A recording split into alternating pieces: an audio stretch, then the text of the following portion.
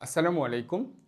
প্রাথমিক বৃত্তি পরীক্ষা ২০২৫-এর বিজ্ঞান পরীক্ষার জন্য আমরা মাত্র ৫০টি সংক্ষিপ্ত প্রশ্নের একটি সুপার সাজেশন তৈরি করেছি। ইনশাআল্লাহ যদি তোমরা এগুলো বাসায় খুব সুন্দর করে পড়তে পারো, লিখতে পারো, এর মধ্যে থেকেই তোমরা কমন পাবা। ১ নম্বর, উদ্ভিদের পরাগায়নে সহায়তা করে এমন দুইটি প্রাণীর নাম লেখো।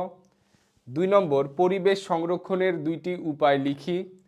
৩, বায়ু দূষণ কী? ৪, পরিবেশ সংরক্ষণ বলতে কি বোঝায়? ৫, মাটি দূষণের ৩টি কারণ লেখো। ৬, বায়ু দূষণের ২টি কারণ লেখো। ৭, পানিচক্র কি? ৮, দুটি পানিবাহিত রোগের নাম লেখো। ৯, পানি বিশুদ্ধকরণের দুটি প্রক্রিয়ার নাম লেখো। ১০, বায়ু বা বায়ু প্রবাহের ৩টা ব্যবহার লিখো, যে কোনো একটা হয়তো আসবে। ওকে। ১১ নম্বর, বায়ুর কোন উপাদানটি আগুন নেভাতে সাহায্য করে? ওকে। ১২ নম্বর, মানব স্বাস্থ্যের উপর বায়ু দূষণের দুটি ক্ষতিকর প্রভাব লেখো।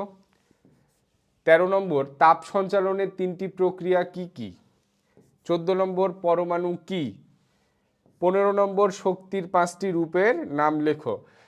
যে প্রশ্নগুলো তোমাদেরকে দেওয়া হচ্ছে এগুলো কিন্তু সব থেকে গুরুত্বপূর্ণ প্রশ্ন, এগুলো যেন একটা প্রশ্ন মিস না যায়।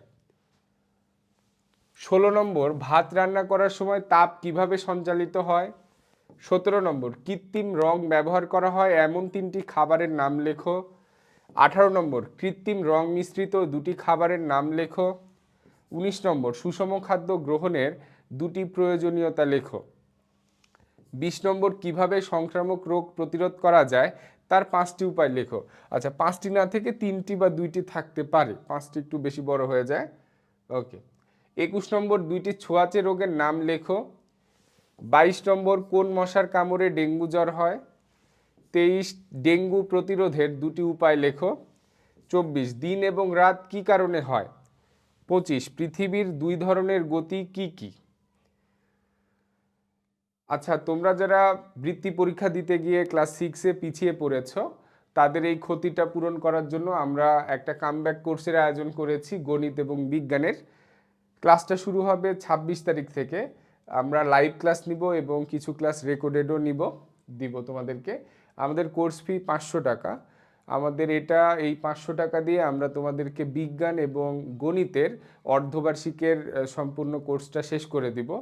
তো এখানে আমরা শুধু অনুশীলনী পড়াবো না, অনুশীলনীর পাশাপাশি বেসিক বুঝাবো, তারপরে তোমাদের বহুনির্বাচনী, সংক্ষিপ্ত, কাঠামোবদ্ধ বা সৃজনশীল প্রশ্ন এগুলোও বোঝানো হবে।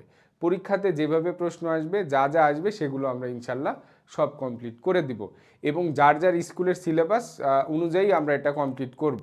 গণিত এবং বিজ্ঞান প্রায় সবার স্কুলেই সেম সিলেবাস, ২-১টা অধ্যায় এদিক ওদিক থাকতে পারে, সেগুলো আমরা দেখে কমপ্লিট করে দিব। ২৬ নম্বর, ছায়াপথ কাকে বলে? ২৭ নম্বর, গ্রীষ্মকালে তাপমাত্রা বৃদ্ধি পায় কেন? ২৮ নম্বর, গ্যালাক্সি কাকে বলে? ২৯ নম্বর, পৃথিবী সূর্যের চারপাশে একবার ঘুরে আসতে কত সময় লাগে? প্রযুক্তি কাকে বলে? ৩০ নম্বর। ৩১ নম্বর, জৈব প্রযুক্তি কাকে বলে? ৩২ নম্বর, দুটি সার্চ ইঞ্জিনের নাম লেখো। গুগল, ইয়াহু, আমরা যেখানে গিয়ে সার্চ করি। ৩৩ নম্বর, তথ্য সংরক্ষণে ব্যবহৃত হয় এমন দুটি প্রযুক্তির নাম যেখানে আমরা তথ্য স্টোর করে রাখি, মেমোরি, পেন ড্রাইভ। ওকে। আইসিটির পূর্ণরূপ। কিভাবে নিম্নচাপ হয়? এই যে এখন গ্রীষ্মকাল বা এখন গরমের সময় দেখবা যে হুটহাট করেই কি হচ্ছে, নিম্নচাপ হচ্ছে। ৩৬, পরিবেশ সংরক্ষণের অন্যতম প্রধান উপায় কি? ৩৭, ঘূর্ণিঝড় হওয়ার 2টা কারণ লিখো। ৩৮, গ্রিন হাউস বলতে কি বোঝায়? ৩৯, নবায়নযোগ্য প্রাকৃতিক সম্পদ কি? ৪০ নম্বর, আদমশুমারি কি? ৪১ নম্বর, মাটি ও পানি উভয়কে দূষিত করে এমন দুটি জিনিসের নাম লেখো। ৪২ নম্বর, পরিবেশের ওপর জনসংখ্যা বৃদ্ধির একটি প্রভাব লেখো। ৪৩ নম্বর, উইন্ডমিল কি? ৪৪ নম্বর, পরিবেশের ওপর বৈশ্বিক উষ্ণায়নের প্রভাব কি? ৪৫ নম্বর, মানুষের দুটি কর্মকাণ্ড লেখো যার ফলে জলবায়ুর পরিবর্তন হতে পারে। ৪৬ নম্বর, গ্রিন হাউস গ্যাসগুলো কি কি? ৪৭ নম্বর, প্রাচীন প্রযুক্তির 3টি উদাহরণ দাও। ৪৮ নম্বর, আবহাওয়ার 2টি নিয়ামকের নাম লেখো। ৪৯ নম্বর, উদ্ভিদ ও প্রাণীর বেঁচে থাকার জন্য যে যে উপাদান প্রয়োজন সেগুলোর 3টির নাম লেখো। ৫০ নম্বর, উদ্ভিদ খাদ্য তৈরিতে ব্যবহার করে এমন 2টি উপাদানের নাম লেখো। তাহলে ইনশাল্লাহ এই 50টা থেকেই তোমরা কমন পাবা। তোমরা একটু মিলিয়ে দেখতে পারো, তোমাদের যে স্কুলে মডেল টেস্ট হইলো ইনশাল্লাহ এর ভেতর থেকেই হয়তো এসেছে। ঠিক আছে, তো সবাই ভালো থেকো, সুস্থ থেকো, দেখা হবে পরবর্তী ভিডিওতে। এগুলো যেন মিস না যায়, সবাই ভালোভাবে পড়ো। ধন্যবাদ।